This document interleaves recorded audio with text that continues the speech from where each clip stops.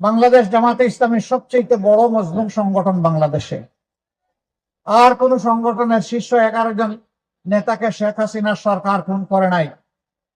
আর কোন সংগঠনের নিবন্ধন কেড়ে নেয় নাই। আর কোন সংগঠনের প্রতীক কেড়ে নেয় নাই। আর কোন সংগঠনের সমস্ত অফিসগুলো তালাবদ্ধ করে রাখে নাই। আর কোন সংগঠনের নেতৃবৃন্দের বাড়িঘর বোলডোজার দিয়ে ভেঙে দেওয়া হয় নাই। আর কোন সংগঠনকে শেষ পর্যন্ত নিষিদ্ধ ঘোষণা করা হয় নাই। এটা একমাত্র সংগঠন বাংলাদেশ জামাত ইসলামী। তবে আমরা বিশ্বাস করি, যারা সরকারের বাইরে বিরোধী দল আমরা ছিলাম, সকলেই মজলুম ছিলেন। শুধু বিরোধী দলীয় নেতাকর্মীরা মজলুম ছিলেন না, এদেশের 18 কোটি মানুষ মজলুম ছিল। আলেম ওলামা মজলুম ছিলেন, ছাত্র জনতা মজলুম ছিল, সাংবাদিক বন্ধুরা মজলুম ছিল, সুপ্রিম সমাজের সদস্যরা মজলুম ছিল, ব্যবসায়ীরা মজলুম ছিল, কৃষক শ্রমিক সকলেই মজলুম ছিল।